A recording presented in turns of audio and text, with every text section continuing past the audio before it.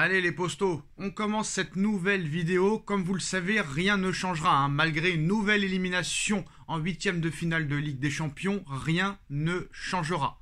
N'écoutez surtout pas le prof de tennis Nasser Al-Khelaifi qui vous dira dans les prochains jours, dans les prochaines semaines, dans les prochains mois que tout changera, que ce sera la révolution totale. Il n'y aura jamais de révolution.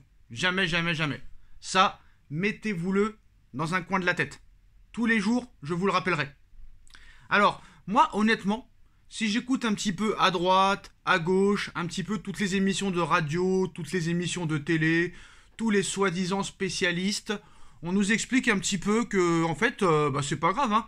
Tout va bien au Paris Saint-Germain, hein. L'émir est satisfait de tout le monde, de Campos, de Galtier, de Nasser Al-Khelaifi. Tout le monde va rester, hein, très clairement. Le PSG va prolonger Ramos, va prolonger peut-être Lionel Messi, mais heureusement Messi ne va pas vouloir rester et va vouloir partir. Bon très bien, hein, la stabilité, toujours la stabilité. Il ne faut surtout rien changer, restons comme ça, hein. Rien que la stabilité incompétente. Voilà, le pire c'est qu'ils sont capables de le faire, hein. Voilà, très clairement. Là on nous explique que Campos va rester et que Christophe Galtier va rester. Parce que soi-disant, c'est pas le coach le problème, c'est pas le directeur sportif le problème. Non, c'est pas le directeur sportif. D'ailleurs, il n'y en a pas de directeur sportif. C'est même pas un directeur sportif, c'est un conseiller sportif. Vu qu'il est déjà directeur sportif dans un autre club. Et oui, ça n'est pas une blague. Et malheureusement, j'ai le regret de vous dire que le Paris Saint-Germain aurait décidé de garder Luis Campos et Christophe Galtier en tant que directeur sportif, ou plutôt conseiller sportif, mille excuses, et entraîneur. À moins que le PSG ne finisse pas champion de France, là il pourrait dégager. Mais attention quand même, parce que 8 points d'avance à 12 journées de la fin, c'est pas si énorme que ça. Surtout qu'il y a énormément de blessés. Kimpembe est blessé, Marquinhos est blessé, Mukiele est blessé, Neymar est blessé, tu n'as pas de milieu de terrain, tu as des latéraux en pleine dépression, tu auras des joueurs avec aucune motivation. Un Lionel Messi qui est déjà à la retraite et en vacances, qui a déjà son ballon d'or, donc aucun intérêt pour lui de se bouger les fesses. Mais Christophe Galtier et Luis Campos vont rester au Paris Saint-Germain d'après le Parisien. Seule la perte du titre en Ligue 1 leur coûterait leur place. C'est magnifique. Alors apparemment, hein, d'après l'équipe, l'objectif du Paris Saint-Germain est de construire un effectif autour de Kylian Mbappé en pièce maîtresse. Le club souhaite faire encore un peu plus confiance aux jeunes, les plus talentueux de son centre de formation, agrémenté de certaines signatures en post-formation. C'est un mensonge. C'est un mensonge caractérisé. Parce que tous les ans, on nous explique la même chose. Ekitike sur le banc toute la saison. Ismaël Garbi sur le banc toute la saison. Vous vous rendez compte que Christophe Galtier, après le match, s'en prend à El Shaddai Bichabou. 17 ans, 11 matchs en Ligue 1.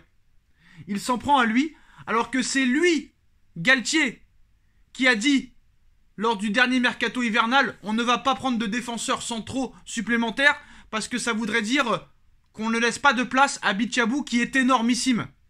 Et c'est toi qui as pris la responsabilité de le mettre titulaire contre Strasbourg, à gauche, alors que c'est même pas son poste, alors qu'il a été catastrophique. C'est toi contre Monaco qui a pris l'initiative de le mettre titulaire, alors qu'il est fautif sur le but. Mais bizarrement, on t'entend pas sur Verratti. Là, tu dis que Bichabou, c'est pas pour défendre Bichabou, hein, parce que pour moi, Bichabou, très clairement, n'a pas le niveau. Voilà. Il n'a aucun, pour moi, marge de progression. Voilà. Pour moi, il est au PSG grâce à sa taille et à son poids, très clairement. Mais voilà, il n'a rien à voir avec le football, Bichabou. C'est plus un basketteur. Mais voilà, très clairement, tu pointes du doigt Bichabou, mais pourquoi tu ne pointes pas du doigt Verratti sur le but? C'est facile de taper sur un jeune de 17 ans. Pourquoi pas taper sur Verratti aussi sur le but? Donc à un moment donné, il faut arrêter, Galtier. À un moment donné, il faut arrêter. Bon, maintenant, le PSG veut se renforcer à toutes les lignes l'été prochain. Plusieurs cibles en attaque. Bernardo Silva, Ryan Cherki, Victor Osimhen et Gonzalo Ramos. Le nom de Pau Torres revient souvent en défense. Ibrahim Sangaré et Manu Koné sont ciblés au milieu de terrain. C'est n'importe quoi. C'est n'importe quoi, je vais vous expliquer pourquoi c'est n'importe quoi. Tous ces recrues-là, n'y pensent même pas. Toutes ces recrues-là n'y pensent même pas. Campos ou n'importe qui d'autre. Nasser ou n'importe qui d'autre. Le Paris Saint-Germain va avoir une enveloppe au grand max de 80 millions d'euros hors vente. Mais tu vas devoir donner les 36 millions d'euros à Reims pour Hugo Ekitike. Donc 80 moins 35, ça fait déjà 55. Il va falloir vendre des joueurs pour pouvoir recruter plus.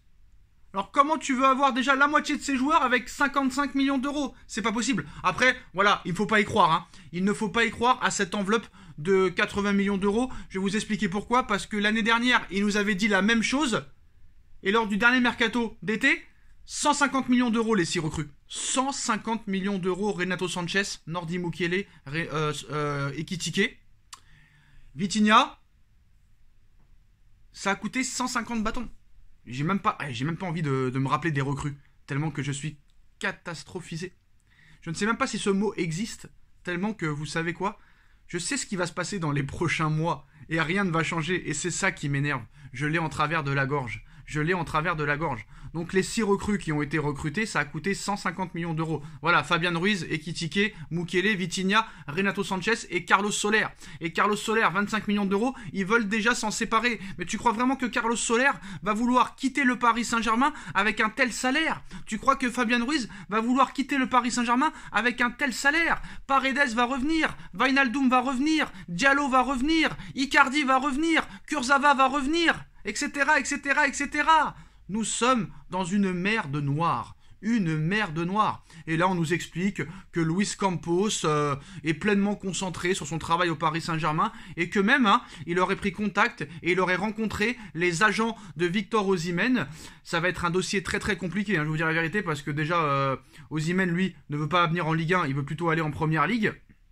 Donc à un moment donné, va falloir que tu nous expliques. Déjà, quoi qu'il arrive, t'as même pas la moitié pour recruter Osimhen. Donc qu'est-ce que tu vas nous parler de Osimhen, honnêtement? Après voilà, à moins que très clairement, ils s'en foutent complètement du fair play financier, ça va être vraiment très compliqué d'y aller. Honnêtement, ça va être un dossier énormément compliqué. Surtout qu'il n'y a pas que le PSG qui est dessus. Donc on verra ce qui se passera pour le dossier Osimhen, mais voilà. Pour 80 millions d'euros, à l'heure actuelle, t'as rien. Déjà pour acheter un défenseur central de métier, regardez, demandez au Bayern, Mathis de Ligt, ça a coûté 85 millions d'euros. Donc à un moment donné, il faut arrêter de prendre les gens pour des imbéciles. Alors en plus, on nous a expliqué que le PSG va répondre à l'appel d'offres lancé par l'État pour le Stade de France. La direction se positionnera probablement pour l'acheter. Prix estimé environ 600 millions d'euros. La société mandatée pour mener une étude de marché s'est renseignée pour savoir s'il était possible, très clairement, possible de transformer le Stade de France en vrai stade de football. Après, c'est vrai que l'accès sera plus facile qu'au Parc des Princes. Au Parc des Princes, à part la ligne 9, il n'y a pas vraiment de solution. Donc, très clairement, ça peut être une bonne solution, mais voilà. Franchement, dépenser 600 millions d'euros sur un stade comme ça, ça se voit qu'il n'y a vraiment que le marketing qui les intéresse. Très, très, très clairement. Le PSG et Nasser Al-Khelaifi surtout me font penser un petit peu, ou me fait penser à François Hollande. Quand François Hollande disait à une époque, le changement c'est maintenant. Non, il n'y aura jamais de changement. Parce que moi ça me fait rire quand on nous dit, Luis Campos travaille déjà sur le futur PSG avec comme objectif remporter la Ligue des Champions avec Paris. Mais frère, il bossait sur quoi avant alors? Mais pourquoi? Moi j'ai une question très claire.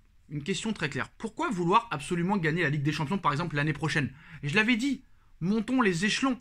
On n'arrive même plus à dépasser les 8e de finale de Ligue des Champions. Parce qu'on a des joueurs dans cette équipe qui n'en ont rien à foutre du Paris Saint-Germain. Du style Neymar, du style Messi, du style Verratti, du style Marquinhos. Arrêtez de nous faire croire que Marquinhos et Verratti aiment le Paris Saint-Germain. Ce sont des tocards finis.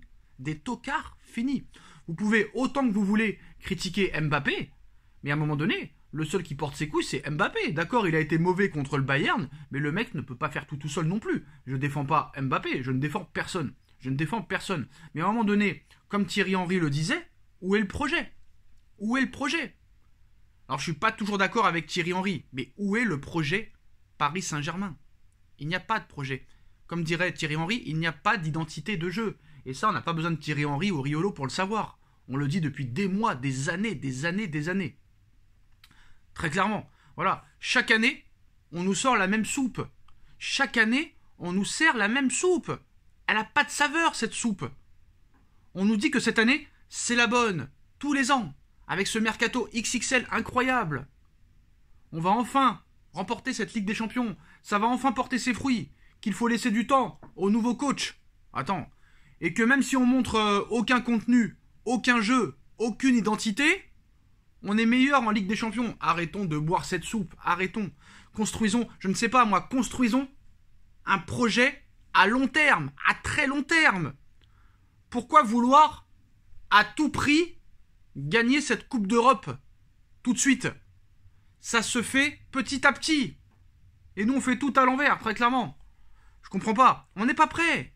Mbappé l'a dit lui-même, tout le monde le dit. On n'est pas prêt à gagner cette Ligue des Champions. Très clairement. Faisons progresser les jeunes. Faisons monter les jeunes. Je sais pas, créons une identité forte et collective. Voilà.